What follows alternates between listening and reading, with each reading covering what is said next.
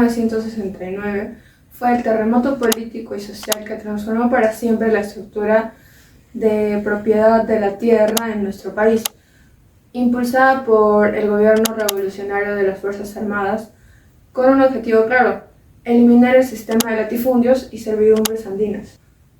Pero, ¿en qué consistió realmente? Bueno, pues imaginen un Perú en donde la tierra estaba centrada en manos de unos pocos, mientras miles de campesinos trabajaban terrenos que nunca serían suyos, bajo condiciones que venían desde la colonia. La reforma agraria fue en esencia un intento de romper con esas cadenas. Fue el mecanismo para expropiar esos grandes latifundios y redistribuirlos, buscando convertir al campesino en el dueño de su destino. Ahora bien, ¿fue la solución perfecta? Bueno, pues como equipo hemos analizado que si bien esta reforma fue un paso necesario para barrer con un sistema semifeudal que arrastrábamos desde antes de 1930, su ejecución técnica dejó mucho que desear. No bastaba con entregar la tierra, el proceso falló al no brindar el soporte necesario para que los nuevos dueños fueran productivos. Fue en muchos sentidos un cambio estructural profundo, pero con consecuencias económicas y sociales que marcaron el rumbo del país hasta 1990.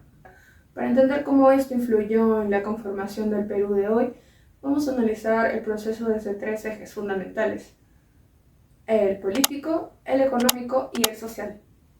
Desde la perspectiva económica, el proceso apostó por un cambio estructural radical al transitar el latifundio hacia un modelo de cooperativas. El objetivo era redistribuir la riqueza y fomentar la propiedad comunitaria. Sin embargo, esta transformación carecía de una planificación técnica adecuada. Se observó una persistente ineficiencia técnica y una marcada falta de productividad, derivadas de la falta de capacitación, la escasa inversión tecnológica y una gestión administrativa que no logró optimizar los recursos para nosotros.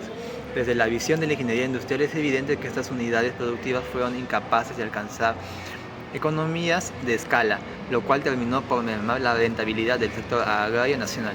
En el plano social, la reforma agraria representó un quiebre histórico que se debatió entre un cambio radical y la permanencia de la desigualdad. Por un lado, el cambio más evidente fue el fin definitivo de la servidumbre.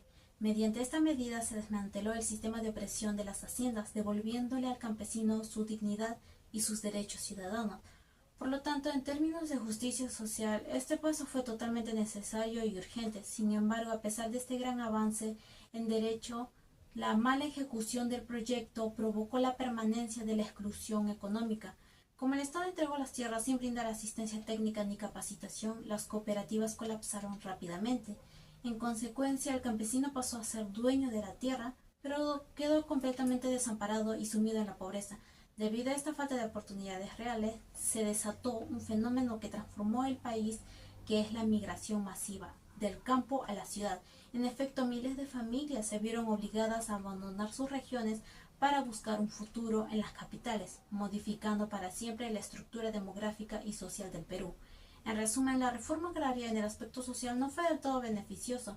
En sí cambió las viejas estructuras de poder y otorgó dignidad ciudadana, pero dejó intacta la desigualdad en el fondo, y en el Perú actual todavía sigue existiendo. En conclusión, al analizar el periodo de 1930 a 1990, debemos entender la reforma agraria como lo que fue, una revolución incompleta. Si bien nació como una respuesta necesaria para romper con ese viejo orden, el proceso falló fundamentalmente en encontrar el equilibrio necesario entre la justicia social y la eficiencia técnica. Al observar el balance histórico, los resultados son altamente contradictorios. Desde una perspectiva política, el proceso fue exitoso en su objetivo de desplazar a la vieja oligarquía terrateniente, rompiendo el monopolio del poder que éste ejercía. Sin embargo, este cambio de mando no trajo consigo una democratización real.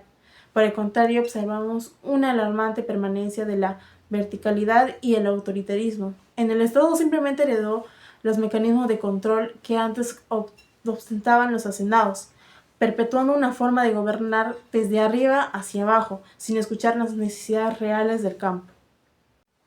En lo económico, el balance es igualmente complejo. Si bien hubo una intención loable de democratizar las propiedades mediante la creación de cooperativas, la gestión técnica fue deficiente. la falta de capacitación, la ausencia de acceso a mercados y la desarticulación de las cadenas productivas provocaron una caída en la productividad. Se reemplazó un sistema latifundista por una autogestión que, carente de soporte técnico, no pudo garantizar la estabilidad económica ni la seguridad alimentaria en esos tiempos.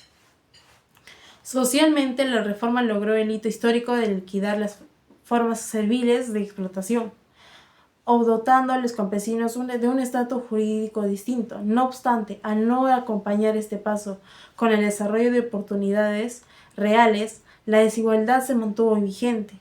Esta brecha, lejos de cerrarse, se trasladó del ámbito rural al urbano, convirtiéndose en el motor que detonó una alta migración masiva y desorden social en esos tiempos. En lo económico, el balance es igualmente complejo. Si bien hubo una intención loable de democratizar las propiedades mediante la creación de cooperativas, la gestión técnica fue deficiente. La falta de capacitación, la ausencia de acceso a mercados y la desarticulación de las cadenas productivas provocaron una caída en la productividad. Se reemplazó un sistema latifundista por una autogestión que, carente de soporte técnico, no pudo garantizar la estabilidad económica ni la seguridad alimentaria en esos tiempos. Socialmente, la reforma logró el hito histórico de liquidar las formas serviles de explotación, o dotando a los campesinos de un estatus jurídico distinto. No obstante, al no acompañar este paso con el desarrollo de oportunidades reales, la desigualdad se mantuvo vigente. Esta brecha, lejos de cerrarse, se trasladó del ámbito rural al urbano, convirtiéndose en el motor que detonó una alta migración masiva y desorden social en esos tiempos. La reforma agraria, pese a haber sonado como una muy buena solución, al querer destruir el poder que tenían los latifundios y los gamonales en los campesinos, no tomaron en cuenta que ellos tenían un escaso conocimiento de administración y de autogestión, teniendo como resultado el colapso de la producción agrícola y escaseando alimentos y productos, teniendo también como finalidad la migración de personas de zonas rurales a zonas urbanas, a ciudades centrales como lo es Lima. Entonces, podemos decir que pese a buscar justicia hacia estas desigualdades que tenían las personas de la élite y los campesinos, simplemente tuvo más problemas que beneficios. Gracias.